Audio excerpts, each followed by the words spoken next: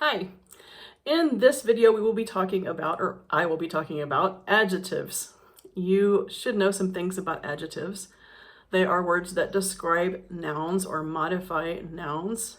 And in English, as it says up at the top here, usually adjectives come right before the noun that they modify.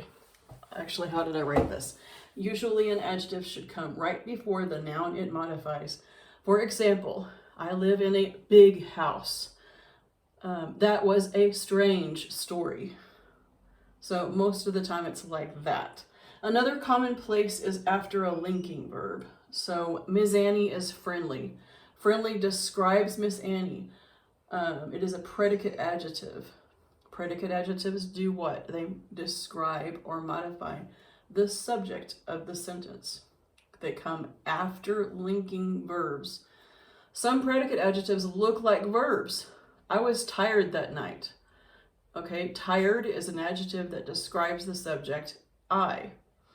Even though it looks like a verb because it has ed on the end of it, you kind of think, oh, verb. But it's an adjective in the sentence. These kinds of adjectives can be confused with actual verbs, like this. He was kissed by Katie. Now, in this case, it looks the same. It has was, and it has a verb with ed on the end of it. But kissed does not describe the subject of the sentence. Kissed tells something that happened. Okay, so ask yourself, is it an action or is it describing the subject? And that's how you know whether it's a predicate adjective or a verb. Okay, in that second sentence again, he was kissed by Katie. This is an actual verb because it's saying something that happened and not describing the subject. Okay.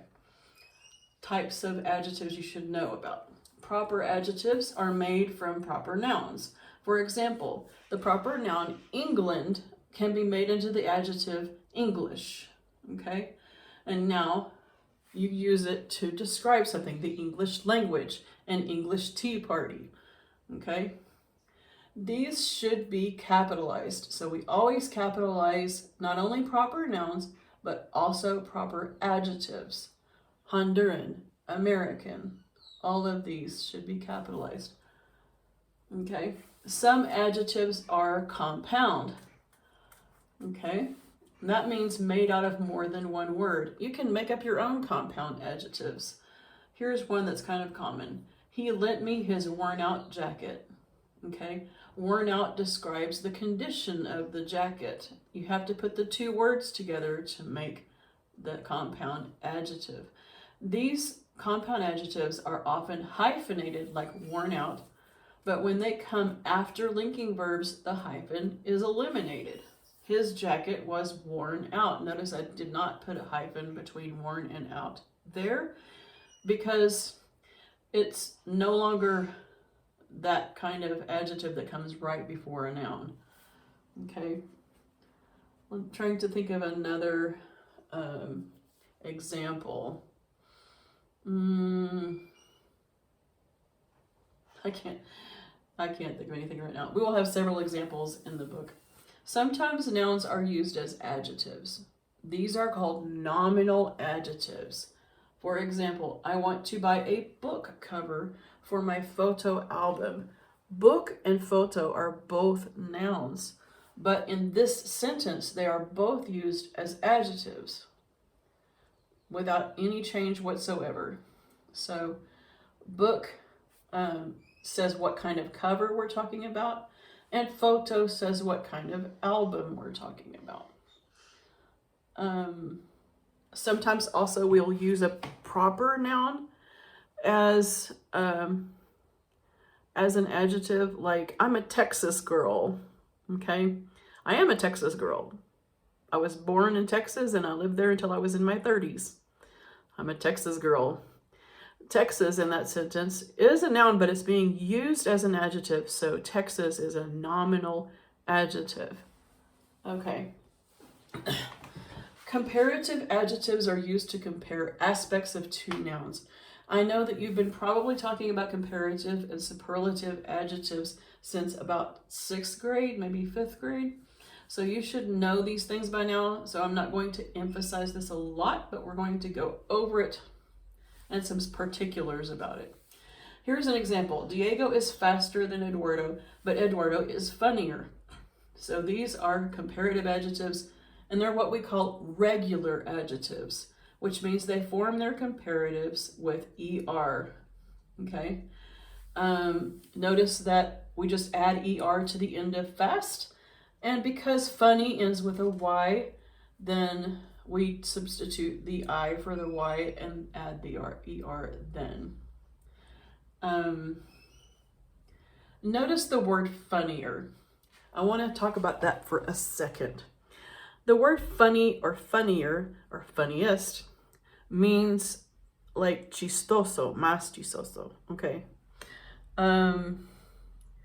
And sometimes students in my classes have been using funny or funnier to talk about something that's fun or divertido, two completely different words. So make sure that you know whether you want to say that something is chistoso or divertido. This one is the chistoso kind. Yeah, so please pay attention to that. That is a common mistake in my classes. Next, superlative adjectives. Superlative adjectives are used to compare a noun to one noun to a group of others. So Swanee is the greatest joke teller I know. So I'm comparing Swanee to everyone I know, okay? So it's a big group of others. I know a lot of people.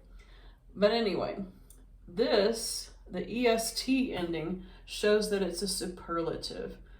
Most superlatives end in EST just like this, and those are regular adjectives. Down here, worst is an irregular adjective because it's the superlative of the word bad.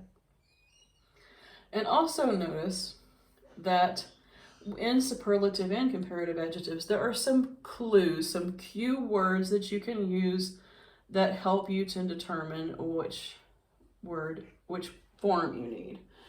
So with the comparative form, we often use the word than, and we do not use a or the before the adjective.